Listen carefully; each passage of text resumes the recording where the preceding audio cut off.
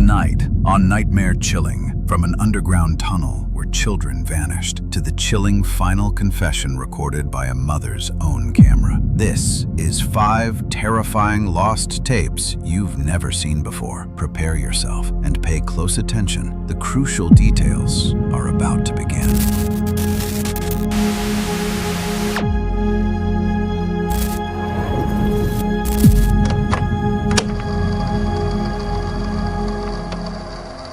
In 2001, maintenance workers found it during standard repairs in a tunnel system. First, the camera, abandoned, covered in dust. Then, scattered nearby, other items, broken eyeglasses, a blue denim jacket, candy wrappers, and more. Personal effects that clearly belonged to children. The footage they discovered was brief but disturbing. It shows a group of kids moving through a tunnel, their voices echoing off concrete walls. Strange sounds reverberate through the passage, sounds they can't identify. One of them admits they're lost. Then, without explanation, something changes. The group reacts to something beyond the camera's field of view, something they either see or hear. Terror takes over. They run, footsteps pounding, leaving the camera behind in their panic. Their voices fade into the tunnel's darkness, replaced by an oppressive silence that seems to breathe.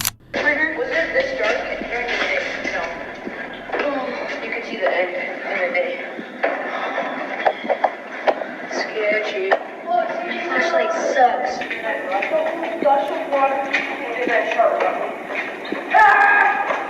Dude, we could seriously drown this. Guys, we're entering a neighborhood with people's backyards. Guys, look. What the frick? 666. Dude, these are pictures of people. You see that?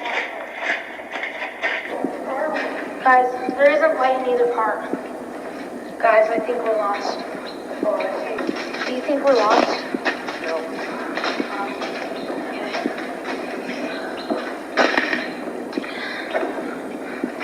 Did you hear that? No. What did you hear?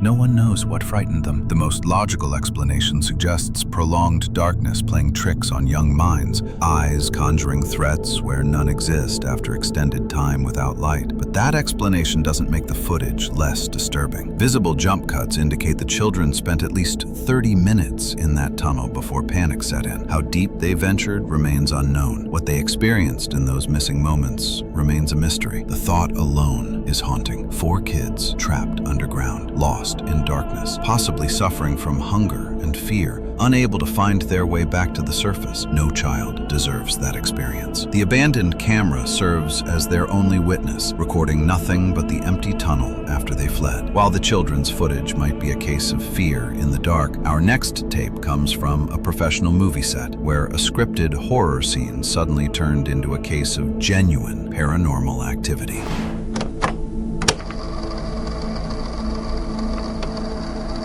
Andrew Barra built his reputation directing historical action films, period pieces requiring meticulous attention to detail and authentic locations. Years ago, he was working on a scene that required the right atmosphere, which led him to an old abandoned courthouse in New Mexico. The footage sat forgotten for years, lost somewhere in the chaos of production, until its recent and unexpected recovery. In the scene being filmed, the camera tracks actress Chelsea as she navigates the courthouse corridors, portraying fear as an unseen killer pursues her. She's performing, hitting her marks, delivering the emotion the script requires. But within seconds, something in her performance changes. The fear becomes genuine. The moment of transition is impossible to miss.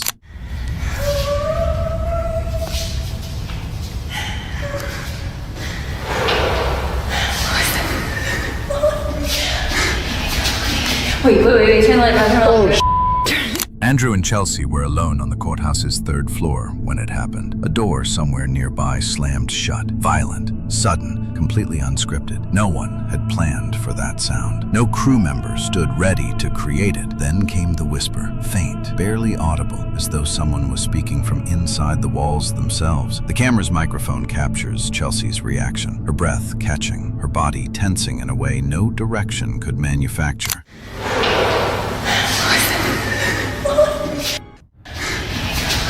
Wait, turn the light on, Wait. And so at the time, I had the camera in my hand, and I almost reacted immediately when I heard it. It was like it was next to me. And so she said she saw something behind me, and we just booked it.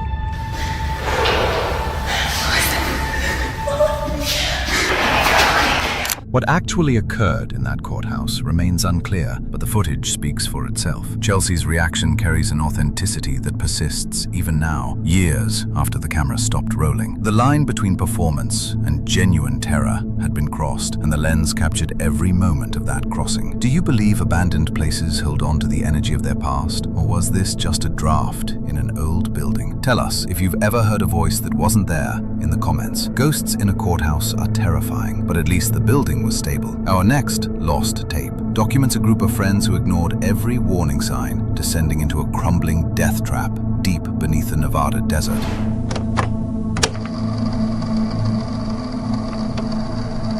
Years ago, the Bureau of Land Management released a public service announcement titled "Stay Out and Stay Alive," designed to educate people about the severe dangers of exploring abandoned mines, cave-ins, unstable explosives, hostile wildlife, oxygen-depleted chambers. The risks are numerous and deadly. But the most disturbing element of that PSA was the real footage it featured, documentation of an actual accident from years earlier. July 4th, 1998, a group of young men discovered an abandoned mine in Nevada and decided exploration would make for an interesting adventure. Surprisingly, the footage reveals they recognized the danger from the beginning, yet they pressed record and entered anyway, documenting each step into the darkness. As you see Briz pointing out, stay alive. It's a good point, but we're not too smart, so we're gonna go anyway. This is an unsafe mine. Danger.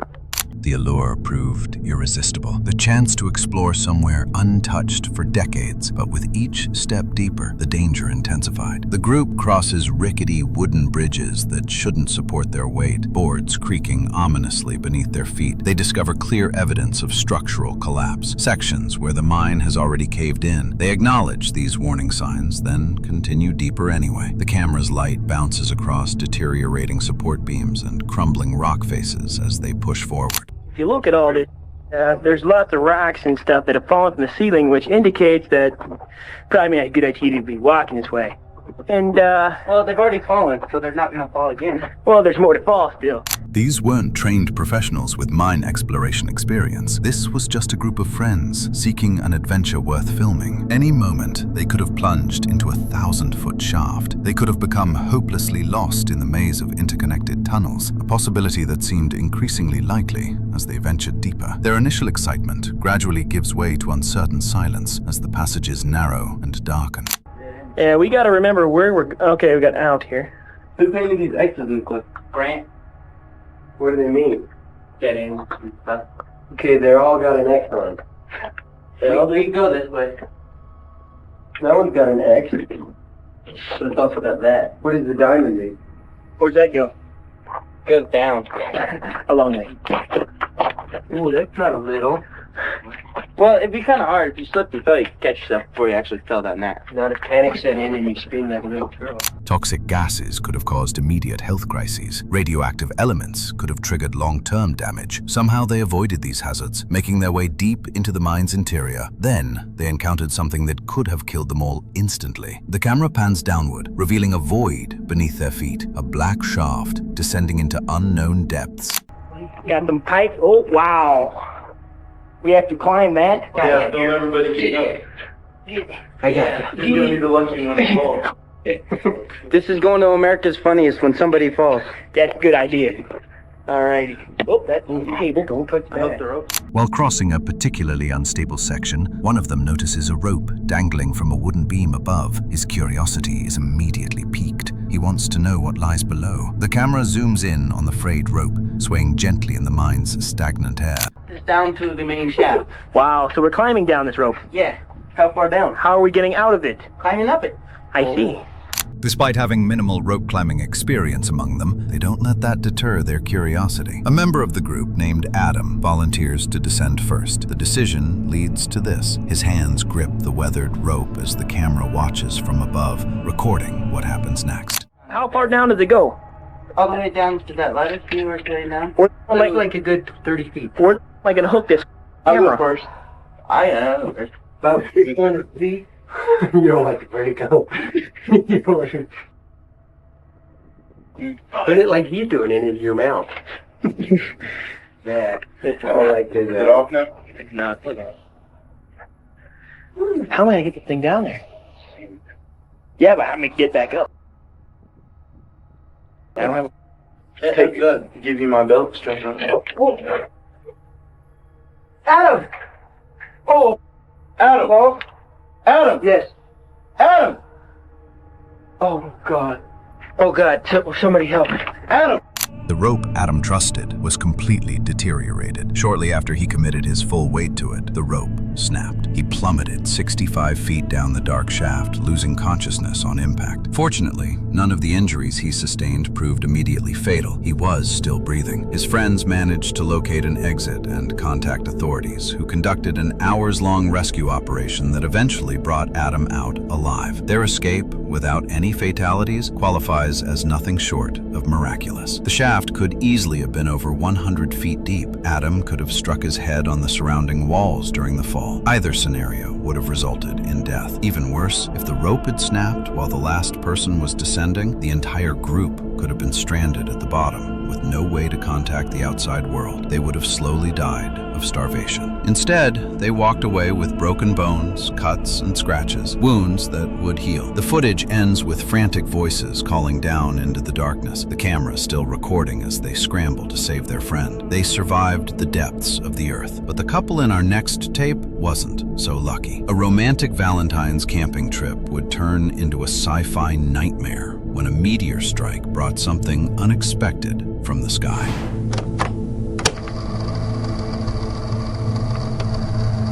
February 2005, Tacoma, Washington. A newly married couple decides to celebrate Valentine's Day by camping in a remote location, far from city lights and crowds. They document their trip on camera. Suddenly, an unusual sound cuts through the night sky. Both immediately look upward. What happens next is extraordinary. The camera tilts skyward, capturing the fiery trail of something falling toward Earth. Oh my God. That is on fire. Yeah, it is. Oh my God. Oh my God. Holy shit.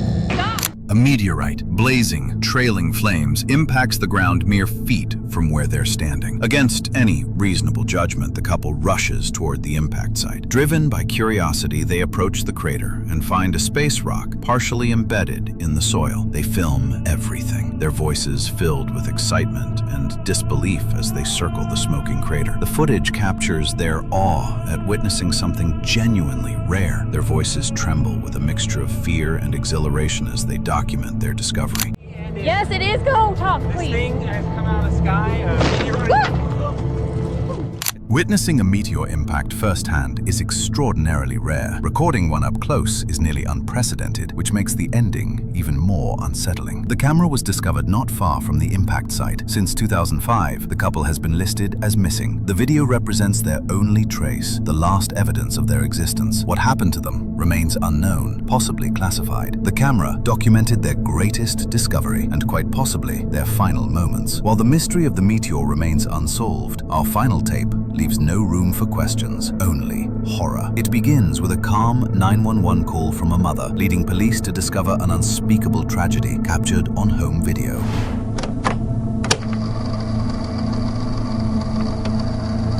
October 4th, 2006, 6:15 a.m. The Barrie Police Department receives a call that immediately unsettles the dispatcher. A woman's voice, unnaturally calm and quiet, quiet, delivers a simple statement: "My children are dead." The disconnect between her tone and her words is profoundly disturbing. When asked what occurred, she responds with equal composure: "I don't know. I don't remember." Officers rush to the address. They knock on the apartment door, bracing themselves for what they might discover inside. The door opens, revealing 31-year-old Frances Elaine Campione. When asked about the children mentioned in her call, she responds in that same disturbingly flat tone: "Yes, they're dead. They're on my bed." Officers enter the master bedroom. There, they find the bodies of two young girls, 3-year-old Serena and 19-month-old Sophia, lying on the bed. Both are dressed in clean clothing, adorned with necklaces and earrings. Their skin has started turning blue, suggesting they've been deceased for some time. One officer notices a small bruise on Sophia's forehead. Beyond that, nothing in the room offers any explanation for their deaths. Then, investigators discover a camcorder in Elaine's apartment. The footage stored on it explains everything. The first recording shows something wholesome: Elaine surprising Serena with a new bicycle on her 3rd birthday, August 8th. The little girl's laughter rings through the speakers, a sound that now carries unbearable weight. Hi Serena, it's August 8th, 2006. Happy birthday to you, happy birthday to you, happy birthday Serena, happy birthday to you. Serena's 3 today, yay! Shall we go to the living room and see if you got any birthday presents from the birthday fairies? Yes! Okay, let's go. I have to go.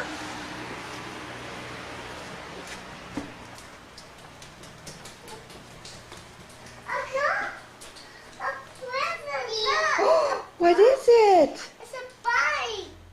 The subsequent video continues in the same vein. Elaine and her 2 daughters spending time together, playing, enjoying each other's company. The camera captures ordinary moments, shared meals, bedtime routines, simple family life unfolding naturally. I love you. This much. Oh, I love you more than that. So far, everything appears normal. But the 3rd recording, dated October 2nd, marks a sharp departure. The tone shifts dramatically as Elaine begins speaking, ranting about their living conditions, about the torment inflicted by her ex-husband Leo and his family. She says all of this with her children present, visible in the frame. The camera trembles slightly in her grip as her voice rises, the children watching silently. You can't see through the camera, boo-boo. Oh, yes, this is a deplorable, horrible, messy, filthy apartment that supposedly my 2 children and I live in, and it's just a horrible, horrible mess. Yeah. I think Diego Campione is totally in the wrong, and I hope he burns in hell for all his sins.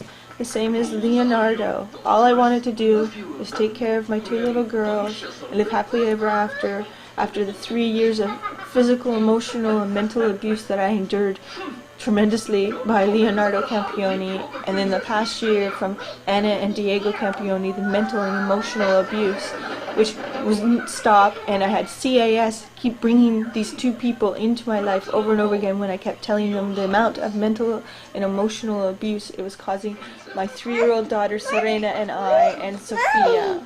It was horrible and uncalled for. And I want justice to my family for what they have all done to us. I cried out for help. They should have. According to Elaine's account, Leo was profoundly abusive, psychologically and physically. He isolated her from her parents. At one point, during her pregnancy, he kicked her in the stomach. These actions resulted in domestic violence charges and divorce proceedings. By the time of this recording, Leo had begun turning his life around. He was engaged in a legal battle with Elaine over custody of their daughters. The stress of this battle devastated Elaine's already fragile mental health. She'd been psychiatrically hospitalized twice in recent years. According to her mother, the custody dispute pushed her over the edge, triggering severe paranoia. She became convinced Leo would appear without warning and forcibly take her daughters. October 2nd. After ending this recording at 8:39 p.m., Elaine committed an unthinkable act, taking the lives of both her daughters. Then she recorded a confession, discovered by investigators on the same camera. The timestamp reads 8:39 p.m., the moment tragedy became inevitable. Recording this because Leo and I are happy. Everything is gone. You wouldn't give peace. You wouldn't tell the truth. I begged. You even had Stacy not believing me, telling her I had to sign papers when I didn't. I went to victim witness to get the truth. Trying, begging everyone the truth. How you beat me for 3 years behind closed doors. Beat me when I was pregnant with Serena and Sophia. You didn't care about our babies. You didn't care about me. You cared about yourself. You wanted to win. You won. Are you happy? How does it make you feel? How does it make you feel? Because it doesn't make me feel great. I've lost everything my whole life. Later in the footage, the recording cuts to another segment, Elaine attempting to take her own life. The footage ends with static, the camera continuing to run, recording nothing but an empty room. I tried to overdose. So, that means the remodeling time at the Aurelia and Bracebridge stores. They are changing the displays. Now is the time to make a great deal on an Ontario-made hydro-cooled hot tub. In-stock models, floor models, or custom orders, everything has a sale price. Pool Spa Sauna Showroom, making waves in Aurelia, Bracebridge, and soon to be in Huntsville. You can also check them out on the web at poolspasaunashowroom.com. I'm here to throw some light on Elaine was arrested immediately and subsequently charged with murder. The found footage from her apartment served as crucial evidence in the prosecution. She received a sentence of life imprisonment with the possibility of parole after 25 years. The tapes remain sealed in evidence storage, a digital chronicle of a family destroyed from within. These lost tapes prove that sometimes the scariest things aren't monsters or ghosts, but the darkness inside the human mind. If you can handle more disturbed footage, check out this video next. Stay safe, and thanks for watching.